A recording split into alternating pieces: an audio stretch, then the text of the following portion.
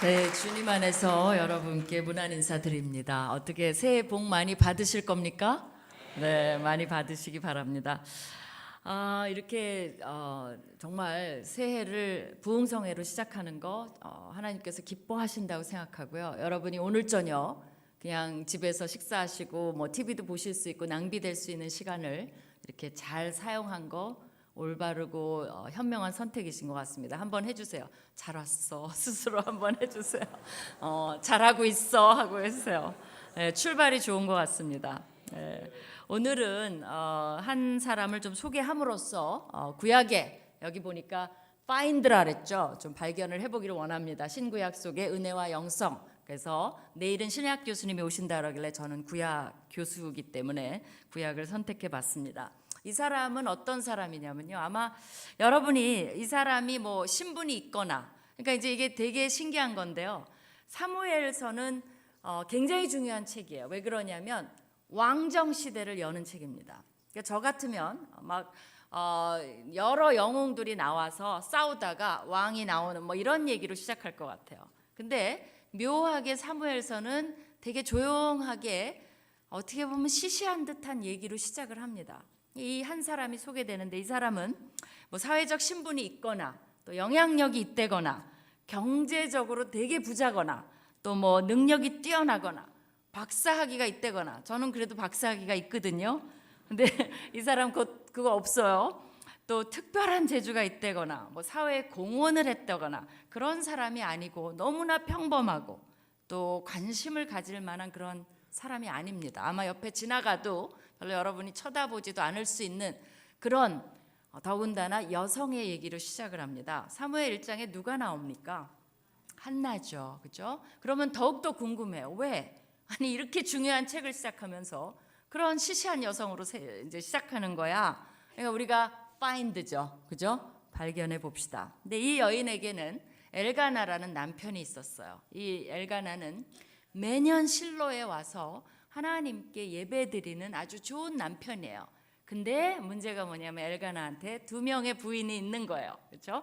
하는 사람은 누구냐면 분인나예요. 또 한 사람은 누구예요? 한나예요. 근데 분인나한테는 자식이 있어요. 한나는 자식이 없어요. 근데 이 엘가나가 누구를 더 사랑하게 해요? 한나를 더 사랑해요. 그래갖고 매년 제사를 드리면 그 화목제 같은 거 드리면 식구들이 다 나눠 먹습니다. 그래서 화목제는 굉장히 좋은 제사예요. 그러니까 이제 화목제를 드렸겠죠. 그러면 이 분인나와 자녀들에게는 한 몫씩 다 챙겨줍니다.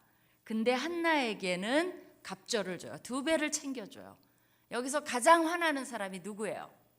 분인나죠. 그죠? 애기 낳아보라 그래요. 키워보라 그래요. 얼마나 힘든데 거기에 또 차별 대우를 받습니까? 그러니까 문제의 발단이 누구예요? 남자예요. 남자. 그죠? 누가 문제의 발단이냐면 이 엘가나입니다. 그래서 잘 치리를 해야 되는데 그렇게 시기심 나게 화나게 정말 이 일을 치르니까 엘가나가 잘못이긴 해요. 그럼에도 불구하고 성경에서는 엘가나를 좀 봐주라고 얘기합니다.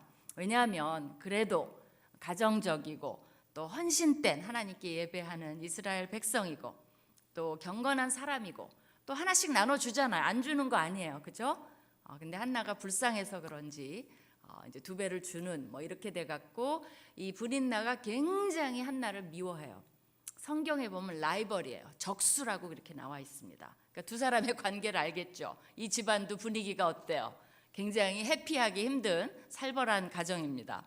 그러면 엘가나는 조금 21세기 잣대로 보지 말고 그냥 그 당시에 왜냐하면 많은 사람들이 사실은 엘가나가 왜 아내를 하나 더 뒀느냐, 결국은 한나가 아기를 못 낳으니까. 그죠? 사실 우리도 이 아이 못 낳는 거에서 해방된 지 얼마 안 됩니다. 여러분 기억나세요?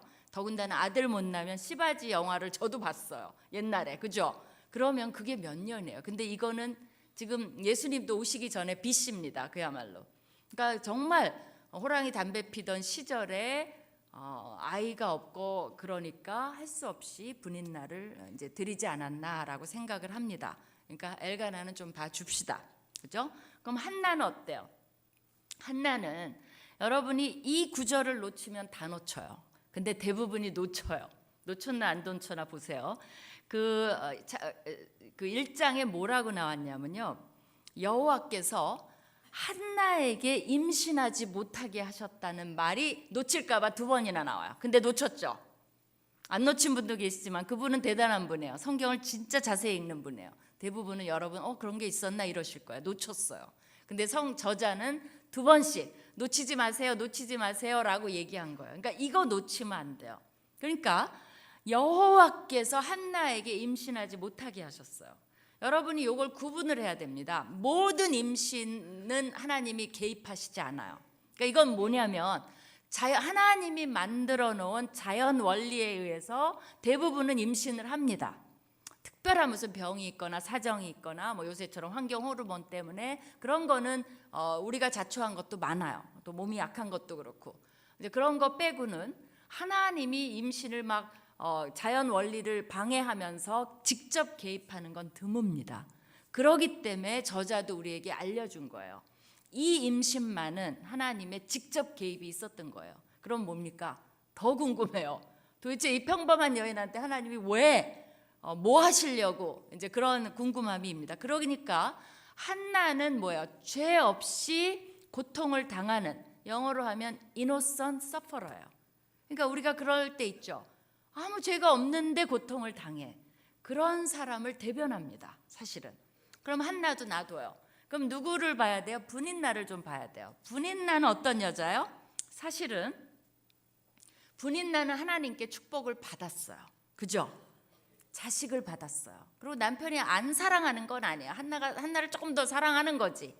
그런데 분인나는 매년 여호와 앞에 예배하러 왔을 때 뭐 해야 됩니까? 자식을 주신, 남편을 주신 하나님께 감사하며 예배를 드려야 돼요. 근데 분인나는 그 시간에 뭐 하고 있었는 줄 알아요? 이 무자한 한나를 무자비하게 괴롭히는 데 쓰고 있었어요, 시간을. 그래갖고 이 비수같이 한나의 약점을 쿡쿡 찔러갖고 이렇게 쑥 쑤셨다가 나오는, 정신적으로 감정적으로 너무나 한나를 괴롭혔습니다. 그러니까 한나가 어느 정도로 막 힘들어했어요. 막 여호와 앞에 막 울부짖는 거죠, 그죠? 막 못 견디게. 그래서 이 나쁜 사람은 분인나예요. 그러면 여러분이 그래 분인나가 나빠. 근데 우리는 누구에게 가까울까요? 한나에게 가까울까요? 분인나에게 가까울까요? 어떻게 그렇게 자신감 있게 분인나라고 하세요? 이런 그룹은 처음이에요. 다 한나 막 이랬는데 이렇게 분인나랑 가까워요? 왜요? 맞아요. 어떻게 보면 그래요. 왜냐하면 우리도 왜 그렇게 뭐가 필요할까? 그러면 하나님이 그걸 주시면 뭐 합니까? 사실은 승진하게 해주세요, 돈 더 주세요 막 이러면서 하나님이 주시면 우리도 어떤 경향이 있어요? 그거 가지고 뻐겨요. 남한테 그러니까 남보다 잘 되고 싶은 거는 좋은 마음인데 막상 주면 하나님이 주신 걸 가지고 남을 섬기고 남에게 격려가 되고 그 사람들이 힘들 때 일으켜 주는데 도움을 주고, 그죠? 위로를 해주고 이런 데 쓰기보다는 은근히 뻐겨요. 자랑해요. 그리고 내가 더 우월하다고 생각해요. 그리고 하나님 이거 주세요 저거 주세요 해갖고 주면 그 다음에 기도 응답조차도 우월감으로 어떨 때는 작용을 해요. 나는 응답 받았다, 그죠? 너는 못 받았지, 뭐 이런 것도 들어가 있어요. 그러면서 남을 괴롭힐 수 있다는 거죠. 잘못하면 우리는 분인나가 될 수 있다는 거예요. 여러분이 정말 조심하지 않으면 내가 무심코 내 돈으로 내가 맘대로 하는데 그렇게 해서 애한테 막 명품 신발을 사줬어요. 그럼 그 아이는 가서 뻐겨요. 그런데 거기에 어떤 아이가 있는 거죠? 정말 신발 하나 제대로 못 사 입는 아이는 어떻습니까? 가슴이 미어져요. 그러면 나는 너무나 무심코 한 행동이 우리 아이가 가서 남을 상처 주는 역할을 하게 된 거예요. 그럼 하나님이 기뻐하실까요? 슬퍼하실까요? 공교롭게도 내 행동과 내 아이의 행동을 하나님이 기뻐하시지 않아요. 그럼 어떻게 될까요? 축복을 주실까요? 안 주실까요? 하나님이 보류하시겠죠, 축복을. 이것이 간단한 문제가 아니라는 거예요. 왜냐하면 분인나의 그런 모습에 분인나는 아웃입니다. 이 이후로 안 나와요. 관심 없어요. 정말 상처받은 사람은 한나인데 하나님은 누구한테 포커스를 맞추냐면 한나에게 포커스를 맞춰요. 세상은 누구에게 포커스를 맞추는 줄 아세요? 분인나예요. 왜? 가진 자니까. 그리고 그럴듯하니까. 우리가 거기에 속으면 안 된다는 겁니다. 그렇다면 한나는 이런 처지에서 어떻게 했습니까? 그거를 보고자 한 거예요. 그렇기 때문에 아마 성경에 나왔을 거예요. 한나는 어떻게 합니까? 기도로 나아가죠. 어느 정도 기도하죠? 술 취한 여자처럼. 술 취한 여자 여러분 봤어요? 낮술 먹은 여자 봤어요? 여기 술 취한 여자가 앉아서 우라라 막 이러고 있으면 우리가 어떻게 다 끔찍하죠, 그죠? 어느 정도 기도를 했냐면 정말 옆에 봤을 때 넋놓고 술 취한 여자처럼 정신없이 기도를 했어요. 그러니까 한나는 정말로 하나님 앞에 기도로 나아갑니다. 기도는 아무리 강조해도 지나치지 않아요. 나 기도 열심히 하는데 좋아요. 계속하세요. 근데 더 강조하고 싶어요. 왜 그러냐면 하나님께서는 이집트에 있을 때 백성들이 부르짖기 시작하니까 하나님이 응답하십니다. 아까 예레미야 333으로 유명하죠. 그거 마침 인용하시더라고요. 내가 네게 응답하겠고 네가 알지 못하는 크고 은밀한 일을 네게 보이리라. 그죠? 여기에 전제 조건이 있어요. 뭡니까? 너는 내게 부르짖으라. 여러분이 하나님의 크고 은밀한 일을 보시나요? 만약에 안 보신다면 아마도 우리는 그만큼 부르짖지 않아서 그럴 수 있어요. 정말 그래요. 하나님이 약속하셨잖아요. 우리는 그만큼 부르짖지 않아요. 스바냐에 보면 하나님을 찾지도 않고 구하지도 않는 사람은 실제적 무신론자라고까지 얘기를 합니다. 한나는 어땠어요? 하나님께 부르짖는 자였어요. 우리가 나중에 결과를 좀 봅시다. 근데 존 낙스라는 사람이 있었어요. 이 사람은 스코틀랜드의 이제 사람인데요. 이 사람은 어떻게 기도했냐면, 오 하나님이여 나에게 스코틀랜드를 주옵소서, 아니면 이 생명을 거두어 가옵소서라고 기도를 했어요. 당시에 퀸 메리 여왕이 있었는데 퀸 메리가 뭐라고 얘기했는지 아세요? 나는 1만 군대보다 존 낙스의 기도가 더 무섭다라고 얘기했어요. 왜 그래요? 목숨 걸고 기도하니까. 그 기도가 오르니까 두려워한 거예요. 우리가 지금 우리나라는 운명이 어떻게 될까요? 즉 우리나라의 운명이 우리 손에 있는 것 같지 않은 느낌, 그죠?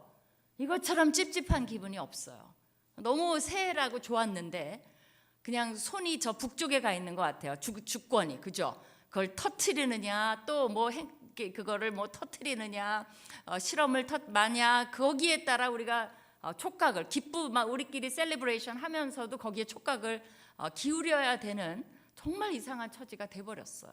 그러면서 중국이 어느 사이에 그냥 잠자는 사자가 눈을 뜨더니 이제는 막 삼키려고 꿈틀꿈틀 거리고 있어요.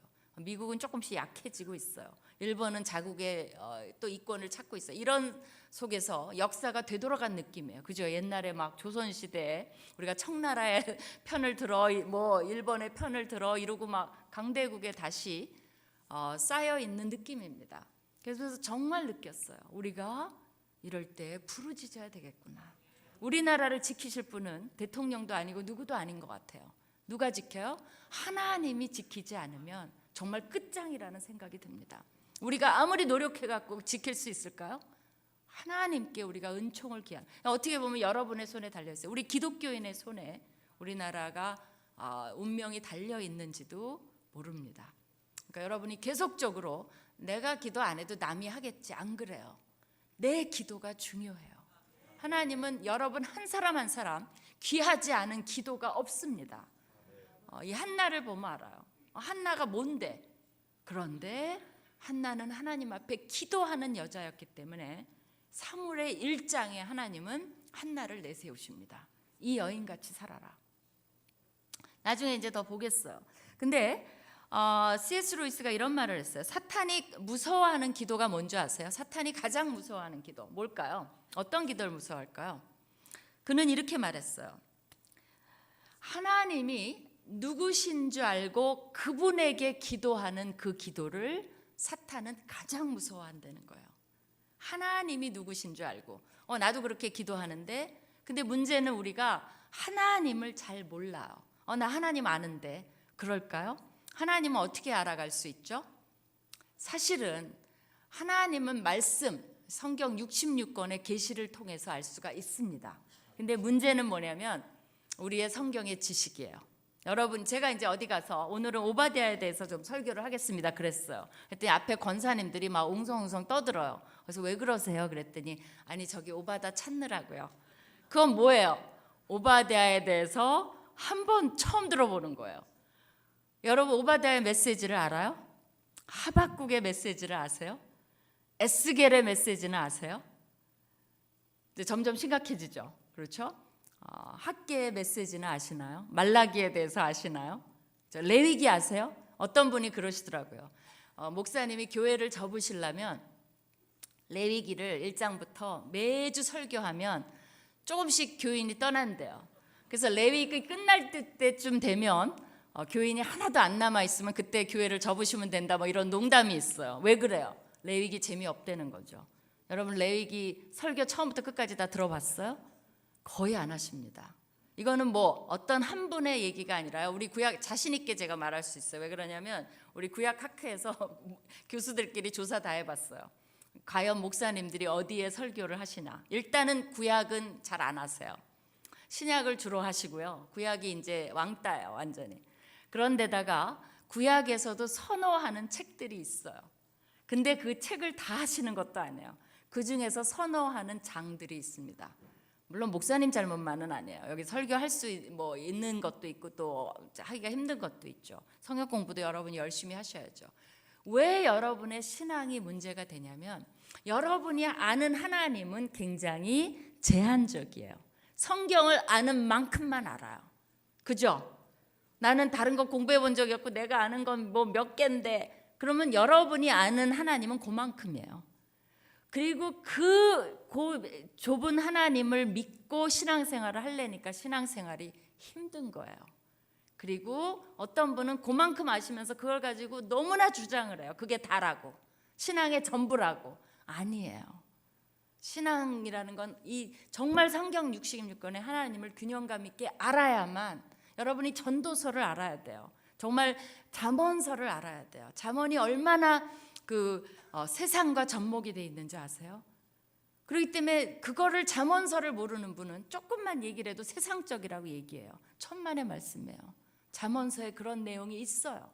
잠언서에 하다못해 개미한테 배우라는 말도 있어요. 그 세상에 좋은 말이 아니에요. 성경에도 있어요.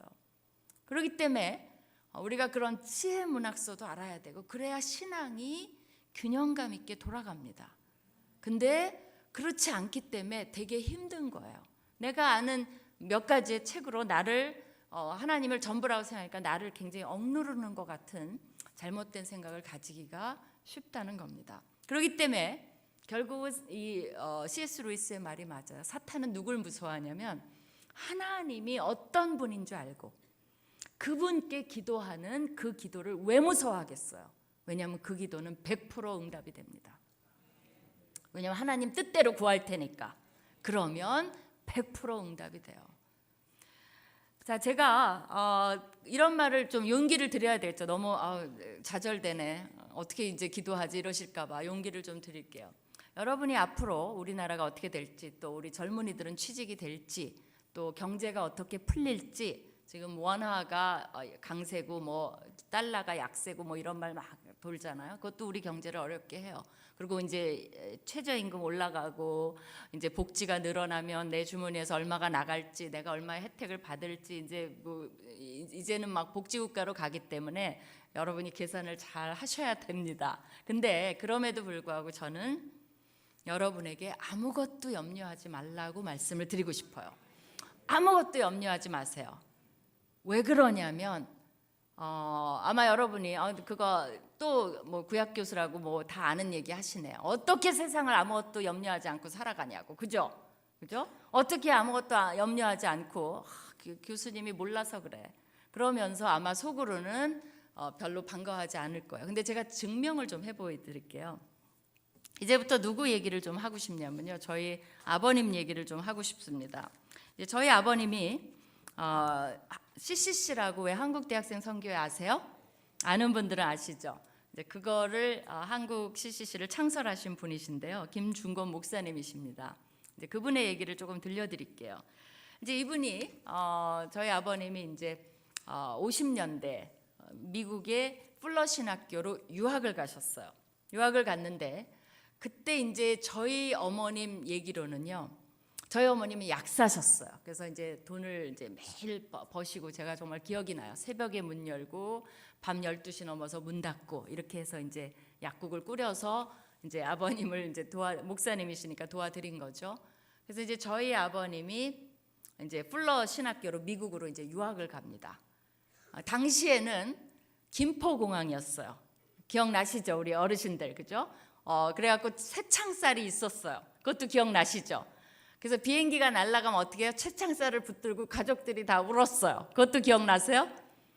근데 저희 어머님이 뭐라 그러시냐면 그 비행기 값이요. 그 당시에 집 한 채 값이에요. 그러니까 우는 거예요. 왜냐하면 집 한 채가 날아가잖아요 지금. 그래서 그 당시에는 한 번 가면 못 돌아와요. 지금처럼 집 한 채 갖고 왔다 갔다 할 수 없어요. 누구도 그렇게 부자도 없고 누구도 그걸 할 수가 없어요. 어머님이 그렇게 약국에서 고생하셔갖고 모은 돈을 다 비행기 값으로 날린 거예요. 그리고 돈 몇 달러 가지고 가서 구두도 닦고 접시도 닦고 아르바이트 해가면서 유학을 하던 이제 그런 시대입니다. 그래서 이제 저희 아버님이 유학을 가셨어요. 근데 이제 그때 이제 국제 CCC에 이제 누가 계셨냐면 빌 브라이트 박사님이라고 계세요. 그분은 굉장히 이제 그 사장이고 미국의 그 하이 클래스고 그냥 그 서양 분이시죠. 아주 부자시고 그런 분인데 그 헐리우드 프레스베테리안 처치에서 헨리에타 미어즈 여사에게 교육을 받으셨어요. 그때 이제 빌리 그레엄 박사님도 계셨고 정말 영적인 리더들을 키운 분이에요. 그 헨리에타 미어즈가 그분한테 영향을 받아서 이분이 당시에 캠퍼스를 봤어요. 그 대학가를 보니까 50년대 미국에 무슨 열풍이 불었냐면 히피 문화, 마약 문화. 그래갖고 대학생들이 마약하고 늘어져 있고 막 이런 걸 봤어요. 그래서 이분이 어떻게 느꼈냐면 대학생들이 변하지 않으면 미국의 미래가 없다라는 결론을 내렸어요. 그래서 본인이 사업을 할 게 아니라 자기는 그 대학생한테 복음을 전해서 이 미국의 미래를 책임지자라는 결심을 했습니다. 그래서 이분이 UCLA라는 자기 이제 재산을 다 팔아가지고 UCLA로 들어가서 그야말로 한 사람 한 사람 전도하기 시작했어요. 그래갖고 이제 CCC 운동을 펼치고 있었습니다. 그래갖고 이제 한참 하고 있는데 이분도 이제 풀러 출신이시거든요. 풀러 신학교에서 누구를 우연일까요? 우리의 만남은 우연이 아니요, 그죠? 우연일까요? 아닐까요? 여러분이 생각해 보세요. 어쨌든 우연히 이 김중건 목사님을 만나요. 그래갖고 이제 두 사람이 얘기를 하다가 나는 이렇게 CCC 운동을 하고 있다라고 얘기를 했어요. 그러니까 김중건 목사님이 그걸 듣고 너무 좋다고 나도 그러면 한국에 돌아가면 나도 CCC 운동을 하겠다라고 얘기를 했어요. 그래서 이제 한국 CCC가 이제 결정이 된 겁니다. 여러분 그때 무슨 일이 일어난 줄 아세요? 무슨 일이 일어났을까요? 못 맞춰요, 여러분이. 무슨 일이 일어났냐면요. 국제 CCC가 탄생했어요. 그거 아세요? 정말 놀라운 게 뭐냐면 처음부터 빌 브라이트 박사님이 나는 이렇게 해서 국제 CCC 만들어야지 그게 아니에요. 본인은 바로 하나님이 주신 그 사명감, 그 꿈, 하나님이 어떤 분이신지를 너무나 잘 알고 그분의 뜻을 알았기 때문에 그 마음을 발견했을 때 이분은 그냥 대학교에 가서 이 젊은이들에게 복음을 전해야 되겠다라는 그 사명 하나로 뛰어든 거예요. 근데 그 사건을 누가 귀하게 보신 겁니까? 하나님이 귀하게 보신 거예요. 그러니까 누가 흥분을 해요? 하나님이 흥분을 해요. 그러니까 어떻게 할까? 아마 전국에서 전략회의가 일어났을 거예요. 오케이, 김중건 목사가 오니까 만나게 하자. 그러니까 아니나 다를까 김중건 목사가 한국 CCC를 하겠다 그러니까 졸지에 국제 CCC가 탄생해 버린 거예요. 그러면서 멕시코 CCC가 생기고 지금은 197개국에 다 있습니다. 제가 탄자니아 가니까 탄자니아 CCC가 있어요. 우간다 가니까 우간다 CCC까지 다 있더라고요. 그러면 처음부터 그 모든 전 세계에 CCC를 세우겠다 결심했을까? 아니에요. 이 CCC 운동이 젊은이를 세우고 복음을 전하고 제자화를 하고 전도 육성 파송의 비전을 갖고 너무 좋으니까 하나님이 국가마다 이 빌브라이트 박사님이 국가에 파키스탄은 누구, 뭐 인디아는 누구 몰라요. 하나님이 다 인연을 맺혀 주셔서 그분들을 세우고 그 내셔널 국가 대표를 통해서 운동이 퍼져나가고, 그래서 김중호 목사님도 그야말로 이제 그 신학교를 마치고 CCC를 하겠다 그래갖고 한국에 덜컥 이제 오셨어요.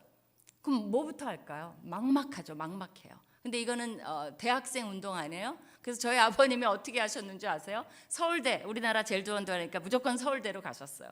그 앞에 당시에 다방이라는 거 아시죠? 다방에 이제 들어갔어요. 거기 이제 서울대생이 계속 오는 다방이에요. 난로가 있어요. 난로가가 인기가 있습니다. 그러니까 난로가를 샀어요. 하루 종일. 그리고 이제 서울대생이 이렇게 들어오면 그 대학생에게 제시를 하는 거예요. 내가 난로가 이 자리에 앉게 해주고 커피를 한 잔 마시게 해줄 테니까 나한테 20분만 시간을 달라. 여러분 같으면 주겠어요, 안 주겠어요? 괜찮죠? 20분만 그냥 얘기만 들어주면 끝. 그러면 그 자리에 앉고 커피를 마실 수 있어요. 그거를 뭐라 그러냐면 우리는 꼬실라이제이션이라 그래요. 꼬셔요. 그래갖고 20분을 주면 그 사이에 뭘 전합니까? 복음을 전해요. 그렇게 해갖고 언제 전도합니까? 근데 놀라운 게 뭔지 아세요? 전도가 돼요. 물론 거절하는 사람도 많아요. 그게 지금 놀라운 게 뭐냐면 그렇게 해서 서울대에 간사가 나오고 전국의 학교마다 간사가 세워지고 지금 한국 CCC도 1000여 명 이상의 간사 수가 있습니다. 그리고 대학마다 다 애지간한 대학은 다 들어가 있어요. 그렇게 시작을 했어요. 언제 되지? 근데 돼요. 이런 것들이 하나님의 역사입니다. 하나님은 누구를, 여러분이 내 자녀는 나는 경제력도 없어. 우리 아이는 미국에도 한번 언어 연수도 못 보내줘. 그다음에 뭐 우리가 가진 백도 없고. 그래 내가 못해줘서 우리 아이가 그렇지. 그렇게 자꾸 하시면 그거는 여러분의 그런 생각이 아이를 굉장히 좌절시켜요. 하나님도 기뻐하시지 않아요. 뭐가 어떤데? 여러분의 멘탈리티, 이미 좌절된 멘탈리티, 믿음도 아니고 신앙도 아니에요. 그거를 아이한테 자꾸 주입을 하면 아이가 힘들어집니다. 여러분이 그렇게 해야 아이가 잘 되는 게 아니에요. 아이는 어떻게 하면 잘 되냐면요, 하나님을 경외하는 아이로 만들어줘야 돼요. 그리고 이 아이가 하나님을 제대로 배우고 하나님의 꿈을 꾸기 시작을 해야 돼요. 그러면 하나님이 익사이딩해져요. 하나님이 촉각을 지금부터 곤두세우고 있습니다. 중심이 너무 괜찮아. 어떻게 할까? 하늘에서 난리가 아니에요. 얘는 이렇게 갑시다. 하나님의 놀라운 계획이 펼쳐집니다. 이제 그 시간이 좀 흘러서 50년대였는데 이제 72년대가 됐어요. 1972년에 아버님이 다시 미국에 갑니다. 왜냐하면 미국에서 엑스플로 72가 벌어졌어요. 8만 명이 모여서 집회를 합니다. 그때 그렇게 많은 기독교인이 한꺼번에 모여 있는 거를 저희 아버님이 본 적이 없어요. 너무나 감격을 합니다. 이게 천국에 와 있는 게 아닌가. 막 감동이 돼 갖고 있는데 그 집회 마지막 날에 이제 빌브라이트 박사님이 한국에서 이제 오신 목사님이 있으니까 마지막으로 한마디 인사나 좀 하십시오라고 이제 아버님을 소개했어요. 그러니까 아버님이 그 자리에서 뭐를 선포하게 했냐면요, 내가 3년 후에 한국에서 엑스플로 74를 하는데 10만 명 이상으로 하겠다라고 발표를 해요. 그러니까 빌브라이트 씨가 깜짝 놀랐어요. 저분이 영어를 잘하는 줄 알았더니 모르고 공을 하나 더 붙였다고. 왜냐하면 자기네들도 미국에서 그것도 8만 명 하느라고 반 죽음이었거든요. 그 집회를 하느라고. 근데 한국 그분이 왔다 갔다 하셔서 알아요. 사정 빤해요. 한국 그때 되게 가난한 나라가 이거보다 더 크게 집회를 하겠다고? 이건 아닐 거야 라고 안 믿었대요. 근데 이제 선언을 했습니다. 하겠다.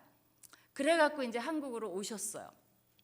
한국으로 왔는데 이제 간사님들이 그때 이제 많이 생겼죠. 그분들을 데리고 40일간 금식 기도를 가셨어요.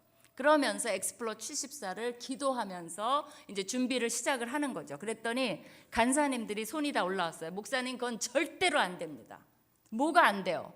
우리가 돈이 어디 있습니까? 그리고 어디서 합니까? 그리고 어떻게 그걸 하나라도 진행을 하며 사람은 어떻게 모으며 말도 안 됩니다. 그러니까 그 간사님들이 난리가 났어요. 그건 절대로 목사님 하면 안 됩니다. 그러니까 그러면 좋소. 한번 우리가 적어봅시다. 뭐가 이제 불가능한지 좀 적어봅시다. 해갖고 이제 간사님들이 이거 안 되고 저거 안 되고 뭐 어떻게 훈련시킬 숙소도 없고 뭐 어쩌고 난리가 아니라서 그걸 하나하나 다 적었어요. 그래갖고 쭉 칠판에 적었는데 74가지의 불가능이 나왔어요. 너무 공교롭죠. 엑스플로 74를 해야 되는데 74가지의 불가능이 나왔어요. 그래서 다 했어. 그러니까 간사님들이 지치고 미안해갖고 다 했습니다. 왜냐하면 그 정도 하면 이제 불가능한 거죠, 사실은. 그죠? 3개만 불가능해도 불가능한데 74가지의 불가능이 나왔어요. impossibility. 그래서 저희 아버님이 질문을 3개를 한 게 되게 유명합니다. 여러분도 한번 대답을 해보세요. 이제 그 칠판을 뒤에 놓고 뭐라고 하셨냐면, 오케이, 그럼 내가 질문을 하겠소. 엑스플로 74를 해서 이 민족을 복음화하는 것은 하나님의 뜻이요 아니요? 뜻이에요 아니에요? 그죠? 좋아요. 좋았어요. 우리 여자분 화이팅. 두 번째 질문. 다른 분들은 아마 간사님들이 좀 대답을 뜻이에요. 뭐 이 정도 대답을 하신 것 같아요. 두 번째 질문이에요. 이게 하나님의 뜻이면 하나님은 이 일을 하실 수 있어 없어? 있어요 없어요? 없어요? 아멘이에요? 그죠? 하나님은 이 일을 하실 수 있어요. 세 번째 질문. 그렇다면 이 일을 누가 해야 돼요? 어떻게 하나님이에요? 하나님이 막 내려와서 혼자 해요? 누가 해야 돼요? 누가? 내가. 우리가. 내가. 그죠? 그래서 김중호 목사님이 됐소? 그러면 합시다. 이걸 다 지웠다는 거 아니에요. 사실 그때부터 CCC에는 구호가 있습니다. 대학생들이 뭐 하면 끝에 뭘 외우냐면요. 누가, 내가, 할렐루야, 아멘. 이렇게 끝나요. 누가 해요? 다른 사람이 하고 저쪽 교회가 하고 누군가 하겠지가 아니라 내가 해요.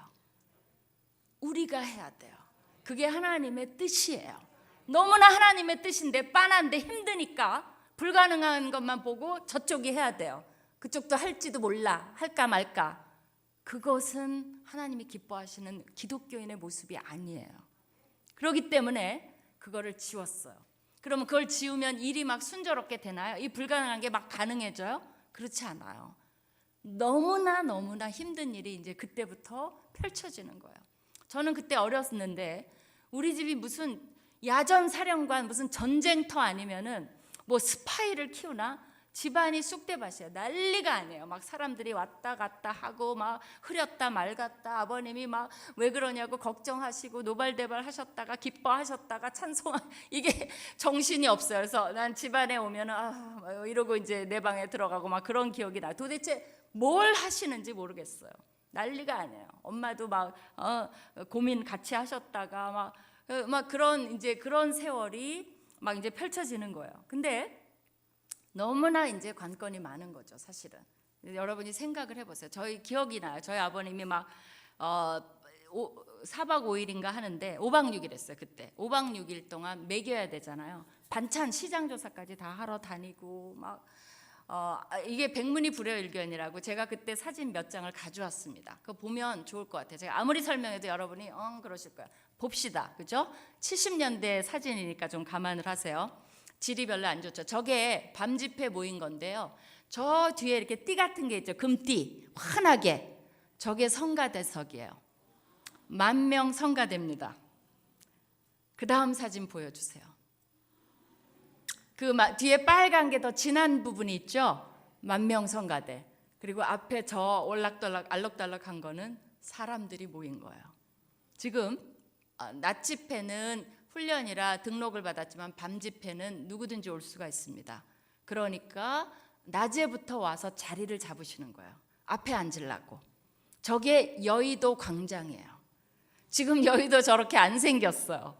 저게 74년도의 모습입니다. 우리가 어떤 줄 아세요? 74년도에 여의도에 아파트가 한두 채 있을까 말까 했어요. 그래서 소문이 돌았어요. 아파트라는 곳은 가면 우리 그때 화장실이 밖에 있었어요. 그거 아시죠? 화장실이 뒷간이라 그래갖고 멀리 마당 끝에 있었어요. 그래갖고 무서워갖고 여러 명 가고 막 그런 시절을 살았어요. 그리고 목간통을 일주일에 한 번 갔어요. 열흘에도 한 번 갔어요. 안 들어오면. 그죠? 그래서 뭐만 했죠? 우리 발만 씻었어요. 세수하고 그다음에 가끔 머리 감고 너무 지저분하면. 그런 시대고 우리 집에도 펌프가 있었어요. 그러니까 소문이 어떻게 돌았냐면 아파트에 가면 뜨거운 물하고 차가운 물이 같이 나온대. 어떻게 그런 일이 있어? 정말 그랬어요. 아파트에 가면 화장실이 집에 있대. 냄새나서 어떻게 살아? 정말 조금씩 그런 소문이 돌 때예요. 어떤 지경인지 아시겠죠? 그런데 저 집회를 이제 집회는 했어요. 하기는. 근데 그 다음 장면 보여주세요. 이제 저 세 분이 이제 유명한 분이죠. 가운데가 빌리 그레함 박사님, 그죠? 그 다음에 또 한 분이 빌 브라이시, 국제 CCC를 창설하신 분이십니다. 그 다음에 한국 분이 저희 아버님이세요. 세 분 다 너무 잘생기시지 않았어요? 하나님도 인물 보고 뽑으시나? 저 뒤에는 다 사람들이에요. 또요.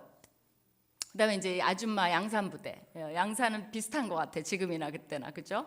그렇게 이제 진치고 계시는 거예요. 아침부터. 아마 저 때인지 모르겠는데 74년도는 아닌 것 같고 80년도에는 뭐까지 있었냐면요. 그 화장실을 설치를 해갖고 저 때는 아니었던 것 같아요. 80년대도 우리가 성회를 했는데 화장실을 설치해갖고요. 기독교인의 오줌을 다 받아갔어요. 왜 그런 줄 아세요? 기독교인은 술, 담배 안 하기 때문에 오줌이 깨끗하대요. 그래 그거를 약재로 쓰고 뭐 그런 게 있어요. 그만큼 여러분의 오줌조차도 굉장히 좋은 양질의 오줌입니다. 실례지만. 그 다음에요. 이제 두 분, 빌 브라이트 박사님이랑 클락 게이블 닮지 않았어요. 그 바람과 함께 사라지다. 그거 아시는 분은 아시고 이제 모르시는 분은 모르실 거예요. 너무 잘생겼어요, 저분이. 그 다음에요. 이제 저게 뭐냐면요. 사실은 수많은 사람들을 이제 밥을 먹여야 되기 때문에 쌀 씻는 장면이에요. 저게 쌀 씻는 거예요. 저렇게 이제 쌀을 씻어갖고 그 다음 장면. 저게 너무나 많은 사람 밥을 해먹여야 되는데 방법이 없는 거예요. 저 하나님이 아이디어를 주신 겁니다. 그래갖고 저렇게 여러 층을 해갖고 저게 몇 미터로 돼 있어요. 그래서 저기서 내리면 저게 밥이에요. 그러면 바켓스 2개 들고 하나는 밥, 하나는 국, 그리고 반찬 쟁반에다 해갖고 들고 숙소로 배달을 해요. 그러면 숙소에서는 자기 그릇 다 가져와서 그걸 떠먹어요. 반찬도 몇 개 없어요. 근데 그 당시에 참여하셨던 분이 그러는데 반찬 몇 개 없고 그냥 막 그 퍼먹고 막 이랬는데도 잊을 수가 없대요. 저 밥맛을. 너무 맛있대요. 그 유명한 게 이제 오이 냉국입니다. 오이 냉국, 미역 냉국을 맨날 주는 거예요, 사실은. 저렇게 그 다음 장면이요. 저게 쌀이에요, 쌀. 저렇게 해서 막 삽으로 막 밥을 퍼갖고 이제 주는 거죠. 그 다음에요, 아마 저게 다 밥하는 장면입니다. 이제 저렇게 돼 있어요.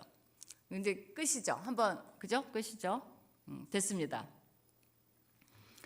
그래서 그 당시 이제 제가 통계를 가리켜드려요. 1974년도 8월 12일부터 19일까지 5박 6일 동안 몇 명이 등록을 한 줄 아세요?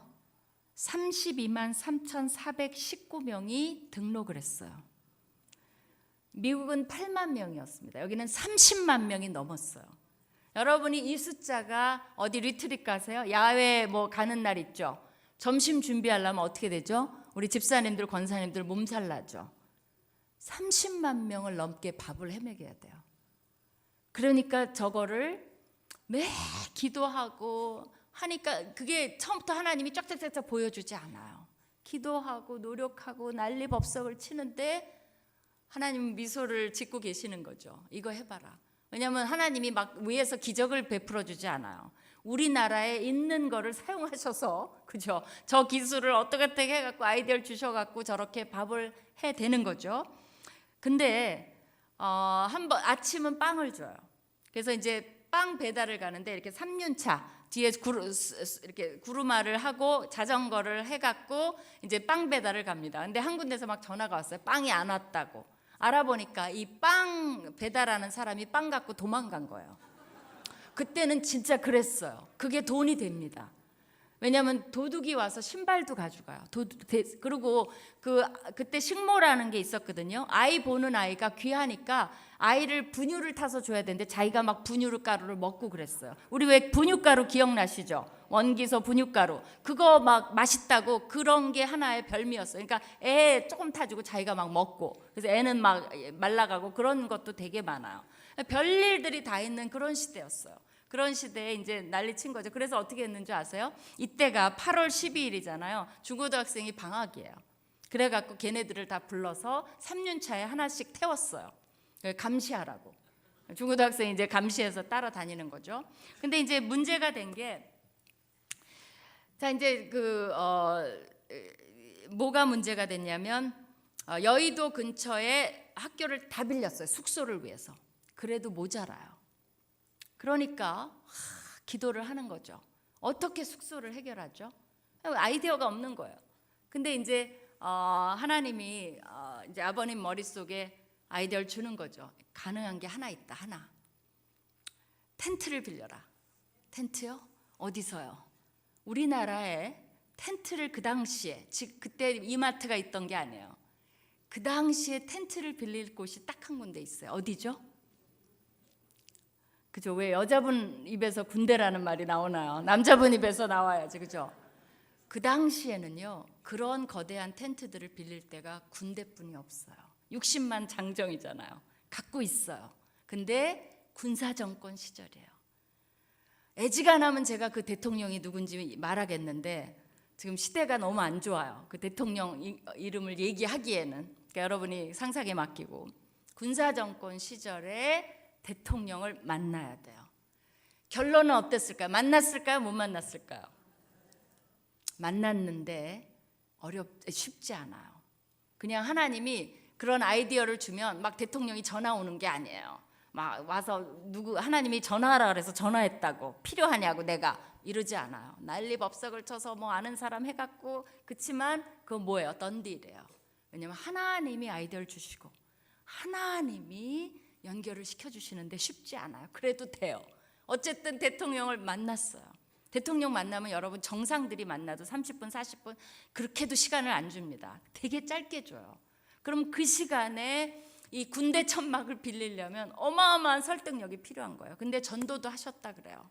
그리고 얘기를 했는데 그 대통령이 빌려줬을까요? 안 빌려줬을까요? 빌려줬어요. 그러면 여러분 질문이 얼마나 김중원 목사가 설득을 잘했길래 대통령이 그걸 빌려주냐? 그게 아니에요. 아무리 설득을 잘해도 누가 준비를 시킨 겁니까? 하나님이 아이디어를 주시고 하나님이 대통령을 만나라고 하시고 어떻게 해서 만났더니 이미 하나님이 그 마음을 준비시켜 주신 거예요. 그러니까 아버님은 아버님대로 최선을 다했을 거예요. 그러나 하나님이 막으시면 누구도 설득 못합니다. 근데 그 마음을 주시니까 빌려주겠소라고 한 거예요. 너 안 믿는 대통령이 군사정권 시절에 군대 천막을 기독교 모임을 위해서 내놓은 겁니다. 저는 거기에 하나님의 어마어마한 뜻이 있다라고 봐요. 그때 32만 명이면요, 우리나라 기독교의 10분의 1에 해당하는 숫자예요. 그분들이 뭘 배운 줄 아세요? 5박 6일 동안 전도 훈련 받았어요. 어떻게 전도하고 육성하느냐, 그 전도 책자 훈련을 받아갖고 마치 1907년처럼 권서들이나 뭐 이런 사람처럼 전도부인들처럼 전국에 이 30만 명이 흩어져서 전도하고, 그죠? 복음을 전하는, 그래서 우리나라의 민족을 복음화하는 100만 단위뿐이 없었어요. 그때 기독교인들이. 근데 그 한 해 동안에 기독교인이 33%가 증가합니다. 어떻게 하냐고요? 저희 아버님이 교회 다 학생들 풀어서 다니면서 주보를 다 모아서 통계를 냈어요. 33%가 증가합니다. 그 다음에 74년대 이게 일어났는데 80년대 되면 우리나라의 기독교 숫자가 100만 명에서 1000만 명 단위로 늘어납니다. 그리고 우리 33% 증가했지만 우리나라의 경제는요, 그때 이제 3.3배 증가했지만 우리나라 경제는 9.8배로 증가를 합니다. 여러분이 하나님이 이 민족이 복음화되는 걸 기뻐하시니까 하나님이 막 쏘시는 거예요. 경제, 이 엑스플로 74가 유일한 게 아니에요. 빌리그레함 집회도 있었고, 그때 우리의 믿음의 선배들이 믿음으로 아무 자원도 없이 이것이 하나님 뜻이기 때문에, 그분이 뭘 원하시는지 알기 때문에 믿음으로 무대뽀로 이런 집회들을 해서 뭐를 했어요? 뭐 굉장한 게 한 게 아니야. 전도 훈련을 해서 민족을 복음화하고 교회를 증가시키고, 그럼 80년대에 그렇게 숫자가 1,000만 명이 됐잖아요. 우리나라 경제는 9.8배로 뛰어요. 그러면서 1988년도에 뭐를 했습니까? 올림픽을 한 거예요. 그러니까 아무것도 없는 나라가, 모르던 나라가 전 세계에 하나님이 때가 되니까 알려주고, 그러면서 아파트가 막 들어서기 시작하면서 아파트 문화가 되면서 밀집해 있고 이러면서 뭐가 생겨난 거예요? 대형 교회들도 나타날 수 있는 계기가 된 거예요. 그러면서 우리나라에 정말 교회 수가 많은 그런 나라가 된 겁니다. 여러분 누구를 만나고 싶어요? 하나님 만나면 하늘에 가셔야 돼요. 너무 빨리 가시면 안 되죠. 왜냐면 할 일이, 주어진 일은 하고 가야지 무조건 가시면 안 돼요. 그죠? 하나님 말고 누구를 만나고 싶어요? 예수님도 하늘 가셔야 돼요. 뭐 여기도 우리 마음에 살아계시기도 하지만 너무 여러분이 거룩하셔서 그래요. 좀 덜 거룩한 사람 만나면 안 될까요? 누구 있을까요? 문재인 대통령 퍼스트 레이디 어때요? 여기 야당이에요? 그걸 모르겠네. 우리나라 정치 얘기하면 또 마음이 갈라지니까. 그럼 누구 만나고 싶을까요? 트럼프 만나고 싶으세요? 이거 트럼프 싫어요. 좋아요. 그럼 누굴 만나지? 옛날에 오바마 대통령의 부인 미셸 오바마 어때요? 괜찮은 것 같아요. 그죠? 저는 미셸 오바마 되게 좋더라고요. 좋아요. 그럼 미셸 오바마 아니면 오바마 대통령을 만났다고 합시다. 그럼 여러분 뭐 하시겠어요? 뭐 하실래요? 일단 영어로 인사해. How are you? 그거 하고 그 다음에 이제 악수하고 그 다음에 뭐 하세요? 빨리 이거 찍어야죠. 그죠? 찍어. 그러고 나서 이제 할 말 없죠. 그죠? 또 영어 더 할까봐 이제 노이로제 걸리죠. 그래서 이제 뭐라 그러면 모르고 이제 이거 찍었으니까 됐다 그러고 가요. 그죠? 그러기 때문에 만날 필요 없습니다. 왜 그러냐면, 그리고 막 보여줘. 나 이거 미셸 오바마랑 찍었다고. 그래서 어쨌다는 거죠? 미셸 오바마가 기억을 할까요? 할 수도 있겠지만 대개는 기억을 못 할 겁니다. 그죠? 수많은 사람이 와서 찍고 갔으니 어떻게 알아요? 그리고 내 핸드폰에 미셸 오바마랑 찍은 사진이 있으면 영어로 그러죠. So what? 그래서 어쨌단 말이에요. 뭐가 일어났어요? 돈을 줬어요? 아니면 빌딩이 생겼어요? 아니면 팔자가, 아무것도 아니에요. 그냥 사진 한 장일 뿐이에요. 기쁘겠지만 그러기 때문에 만날 필요가 없는 거예요. 근데 여러분이 하나님의 꿈을 꾸기 시작하잖아요. 정말 여러분 자녀에게 이거 해주고 저거 해주고 잘못하면 분인나 같이 돼요. 그거보다는 하나님을 경외하고 또 그 하나님의 꿈을 꾸기 시작하면요, 누가 더 흥분하시냐면 하나님이 흥분하십니다. 내 아들이 아니면 여러분이 이 일을 해야 되는데 이것을 위해서 케냐의 대통령을 만나야 돼. 그럼 만나게 해주실까요? 만나게 해주세요. 그러면 짧은 시간이라도 만나면 할 말이 있을까? 너무 많죠. 어떻게 보면 사진 찍을 시간도 없을지도 몰라요. 막 얘기하고. 그럼 하나님이 그 일을 이루어 주시고. 왜냐하면 이건 하나님 나라의 확장이고 왕국의 확장이고 하나님의 꿈이고 하나님의 뜻이에요. 그렇기 때문에 우리가 하나님과 마음이 일치해야 되는 거예요. 근데 나를 위해서 이기적인 거, 우리가 맨날 새벽 기도에 와서 꺼이꺼이 하고 이거 주세요 저거 주세요, 그게 다 너무나 이기적이야. 그리고 줬더니 뭐 해요? 남을 괴롭히고 갑질하고 잘난 척하는 데만 써. 그럼 여러분 애한테 용돈을 줬더니 그거 가지고 사갖고 애들 괴롭히는 데 써. 그럼 주시겠어요? 크레딧 카드 줬더니 이거 보니까 엉망진창이에요. 술 사 먹고 막 이래요. 그럼 크레딧 카드 주시겠어요? 당장 뺐죠. 그죠? 안 주죠. 근데 알고 봤더니 용돈을 줬더니 얘가 애들에게 먹을 것도 사주고 또 없는 도시락 못 갖고 온 애들한테 점심도 은근히 사주고 우리 아이가 너무 훌륭한 일을 했어. 그럼 여러분 어떠겠어요? 은근히 용돈 더 주죠. 참 자랑스럽다. 그러니까 하나님이 여러분이 어떤 분이신지를 알아야만 그분께 기도할 수 있다는 거예요. 그러면 그야말로 nothing is impossible. 하나님 안에서는 불가능한 게 없어요. 그리고 하나님 뜻대로 구하면 그분은 들어주시겠다고 약속했습니다.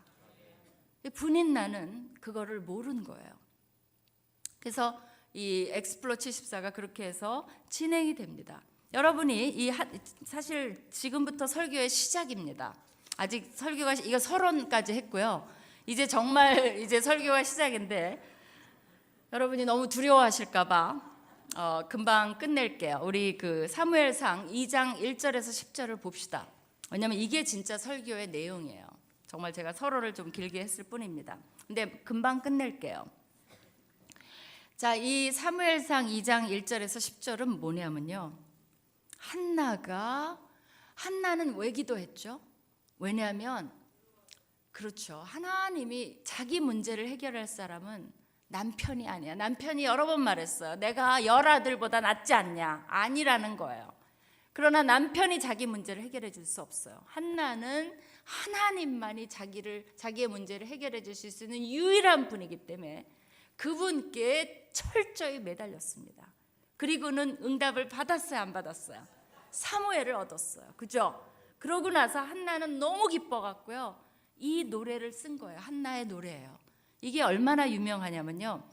그 누가복음 1장에 마리아가 예수님을 잉태하고 찬양의 노래를 부릅니다.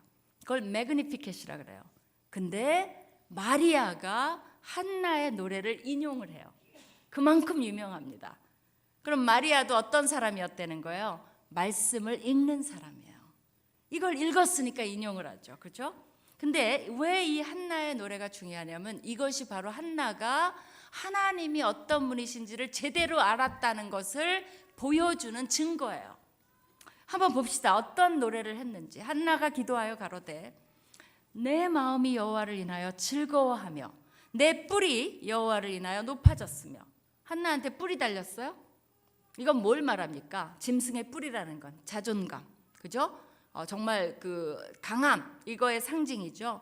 그래서 한나는 하나님이 아이를 주셔서 자기의 자존감을 세워주신 그 하나님을 찬양하고 있습니다. 내 입이 내 원수들을 향하여 크게 열렸으니. 원수가 누구예요? 한나한테는 분인나죠, 그죠? 이는 내가 주의 구원을 인하여 기뻐함이니라. 한나는요 정말 아이를 주신 것을 구원, 그러니까 자기가 정말 죽고 싶었어요. 근데 하나님이 자기를 죽음에서 구원하신 그 구원을 맛봤어요. 그러면서 여호와와 같이 거룩하신 이가 없으시니 이는 주밖에 다른 이가 없고 우리 하나님 같은 반석도 없으십니다. 이건 한나의 고백입니다. 하나님 외에는 없어요. 하나님 외에 반석도 없고 하나님같이 거룩하신 분도 없고. 그러니까 뭐예요? 내가 의존할 유일한 분은 하나님뿐이 없고 나를 이 죽음에 매일 그 열등감에 시달리고 아이 없는, 여러분이 생각을 해보세요. 그때 아이가 없다는 건 뭘 말하냐면요, 그 당시에 여인들이라는 건 그때는 아르바이트가 없어요. 잡이 없어요. 그래서 아버지 밑에 살다가 결혼해서 남편한테 있다가 아이를 낳으면 아이가 돌봐주게, 그것도 남자아이가 돌봐주는 게 여자의 운명이에요. 무슨 잡이 있겠어요. 그렇기 때문에 고아와 과부와 객을 보호하라는 게 뭐냐면 과부가 들어있잖아요. 남편 잃은 여자는 아이도 없으면 돌봐줄 사람이 없습니다. 그렇기 때문에 지금이랑은 완전히 틀려요. 그러니까 한나는 사실은, 그리고 그게 여자의 운명이라면 아이를 못 낳는 건 여자도 아니에요. 그 다음에 이 엘가나가 자기를 사랑할수록 더 미안해요. 부인도 아니에요. 제대로 아내 구실도 못해요. 그러니까 한나는 쪼그라들 수밖에 없어요. 항상 남편이 잘해줄수록 미안해요. 자기 같은 여자라고 생각할 수밖에 없어요. 그거를 약점을 이용해서 분인나가 그걸 노린 겁니다. 그렇기 때문에 주밖에 다른 이가 없다라는 고백. 한나는 하나님이 없었다라면 죽었을지도 몰라요. 하나님이 계시기 때문에 한나는 기도할 수 있었습니다. 그러니까 왜 사무엘 1장에 한나를 넣었을까요? 여러분은 정말 힘들 때, 어떤 신앙, 그때가 여러분의 신앙이 드러나는 때예요. 안 힘들 때는 별로 신앙 필요 없어요. 잘 나가고 있는데 뭐, 그죠?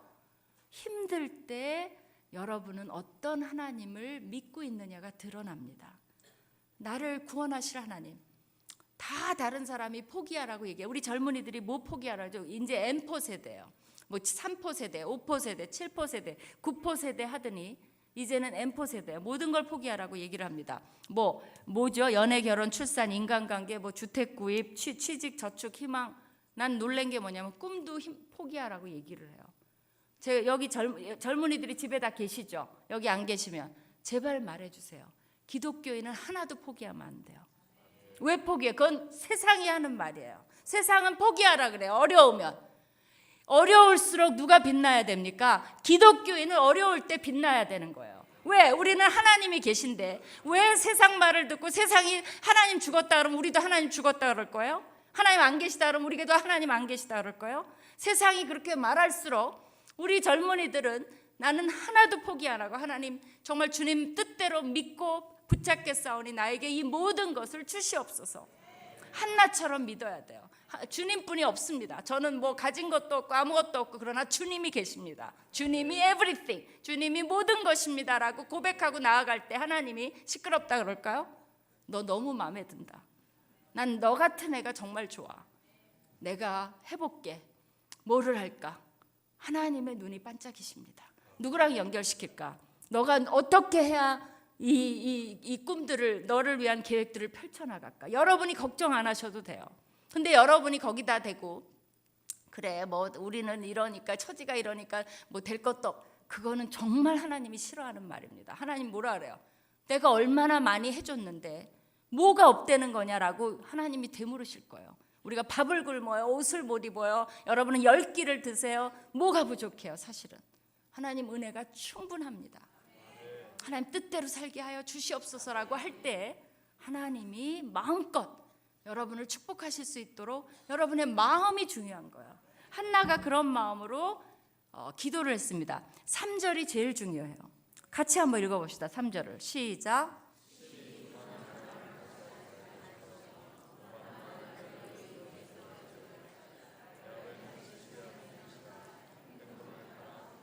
네, 교만하지 말고 오만하지 말고. 왜냐하면 이 말이 제일 중요해요. 정말 줄쳐놓으라고 하고 싶어요. 여호와는 지식의 하나님이에요. 우리의 행동을 달아봐요. 분인나는 이렇게 했어야 돼요. 한나야, 난 사실 네가 아기가 없으니까 너무 안 됐어. 내가 기도해 줄게. 우리 기도짝 하자. 난 너를 아기를 기도해 줄게. 근데 엘가나 남편이 나를 너만큼 사랑했으면 좋겠어. 너는 나를 위해서 기도해줘 라고 했더라면 우리는 한나와 분인나를 함께 공부하고 있었을 거예요. 근데 분인나는 하나님이 주신 것으로 남을 괴롭히는 데 사용을 했습니다. 그래서 뭐예요? 하나님이 행동을 달아봤어요. 분인나는 아웃이에요. 한나는 사실은 하나님이 어떤 분이신지 알았기 때문에 행동을 조심한 거예요. 한나도 얼마든지 분인나에게 복수할 수 있어요. 백엔릿 외교라고 아세요? 밤마다 남편에게 분인나가 얼마나 못된 여자고 난 분인나 때문에 못 살겠고 나는 분인나가 있어서 불행하고 저 여자가 나를 얼마나 못 살게. 그러면 엘가나가 어떻게 합니까? 분인나 쫓아낼 수도 있어요. 그러면 어때요? 한나도 아웃이에요. 한나의 행동을 달아봤을 때 하나님이 기뻐하시지 않습니다. 여러분이 올해는 결심을 합시다. 무슨 말을 하기 전에, 행동을 하기 전에, 제가 일의 신학도 하잖아요. 여러분이 일터에서 갑질하시면 안 돼요. 존댓말 하셔야 돼요.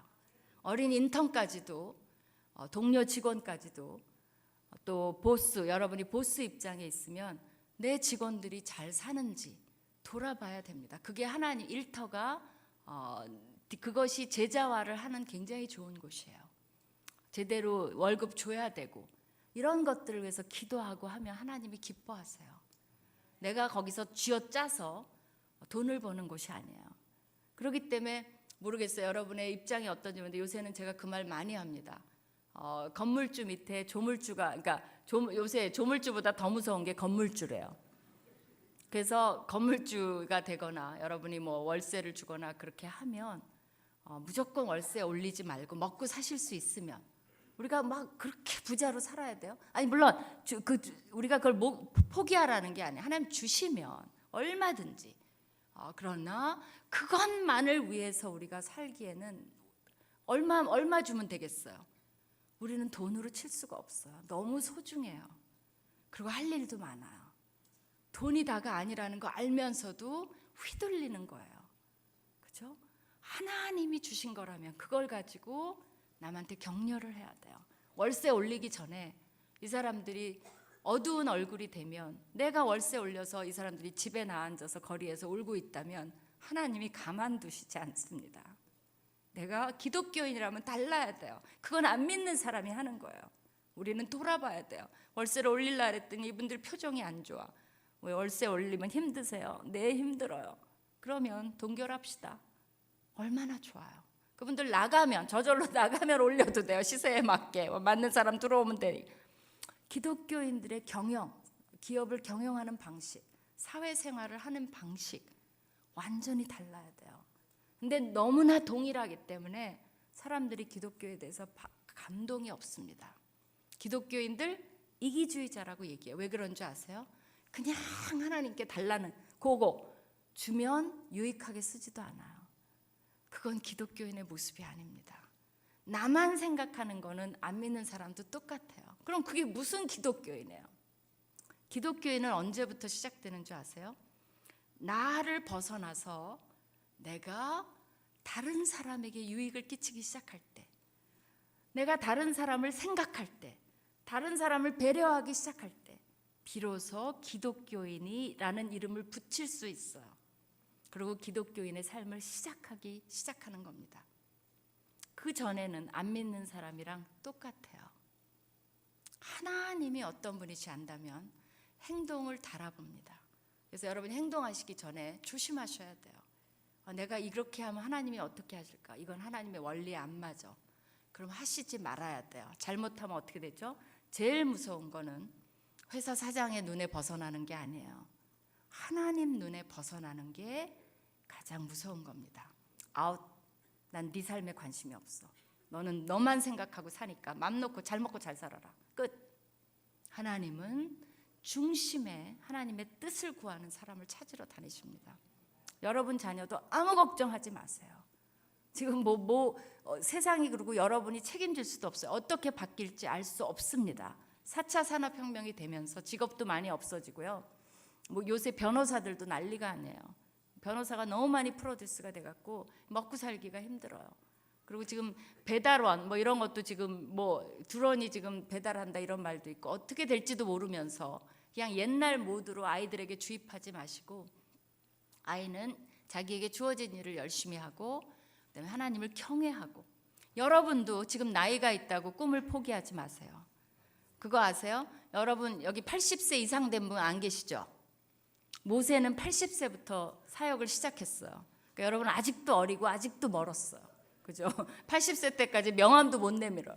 80세 때 부름을 받았어요.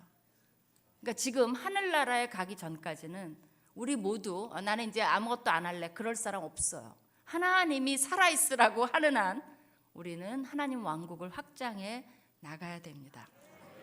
그 다음에 이제 정말 빨리 끝낼게요. 용사의 활은 꺾이고 넘어진 자는 힘으로 띠를 띠도다. 유족하던 자들은 양식을 위하여 품을 판고 배고프던 자들은 줄이지 않고 잉태치 못하는 자는 일곱을 낳고 많은 자녀를 둔 자는 쇠약하도다. 자기 그거죠, 그죠? 분인 나는 쇠약하고 한나는 그 이후에도 자녀를 많이 낳았어요, 사실은. 그리고 얼마나 좋습니까? 사무엘이 왕조 시대를 열고 왕 2명이나 사울과 다윗의 그 기름 부음을 받은 유명한 선지자잖아, 사무엘이 얼마나 좋아요. 그래서 여호와는 죽이기도 하시고 살리기도 하시고 음부에 내리기도 하시고 올리기도 하시고 가난하게도 하고 부하게도 하고 낮추기도 하고 높이기도 하시는도다. 그러니까 이게 하나님 여러분이 그러니까 낮아도 걱정할 게 없어요. 낮추기도 하고 높이기도 하고 높이기도 하고 낮추기도 하고 하나님만 신뢰하는 것을 보여주면 돼요. 한나가 바닥을 쳤지만 하나님을 믿으니까 영광을 다 얻었잖아요. 왜? 한나는 하나님이 어떤 분이신지 알고 그분께 기도로 나아간 여자기 때문에 여러분 모두에게 배우라고 사무엘 1장에 기록이 된 겁니다. 그렇기 때문에 출발이 너무 좋죠. 우리가 내 삶의 초점을 세상 사람이 맞추는데 맞추면 하나님도 관심 없어요. 하나님의 뜻에 맞추고, 그리고 다른 것들은 부수적이에요. 그리고 우리 가정도 하나님이 원하시는 가정. 아이들에게 제발 부정적인 소리 하지 마세요.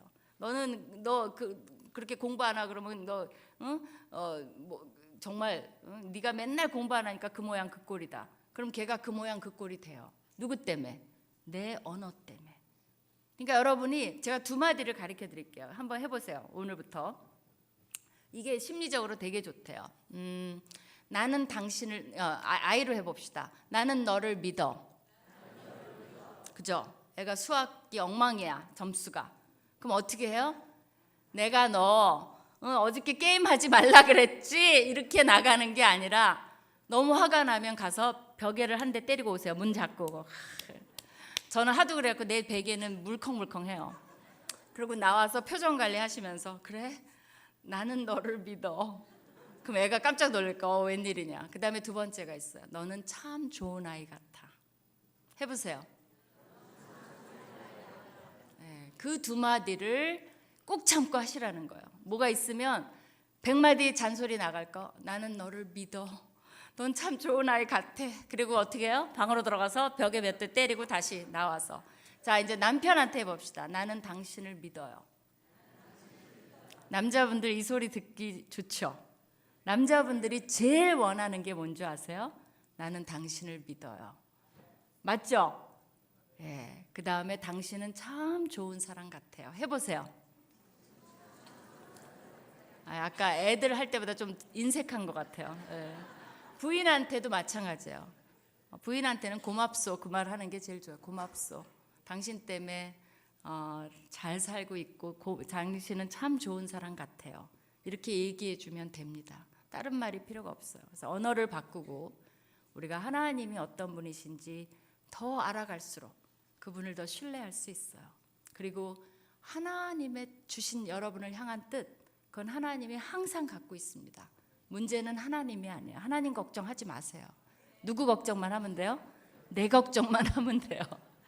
자식도 하나님을 제대로 알면 걱정할 필요 없습니다. 이거는 그냥 제가 신학자라서 하는 말이 아니라 그게 하나님을 아는 사람의 믿음으로 사는 모습이기 때문에 그래요. 그래서 제 제목이 이겁니다. 한나는 이렇게 노래를 불렀어요. 여러분의 노래는, 그게 제 제목이에요. 그래서 올해 한 해 동안 한나처럼 여러분의 노래를 쓰는 그런 교인들 되시기를 간절히 축복합니다. 기도하시겠습니다.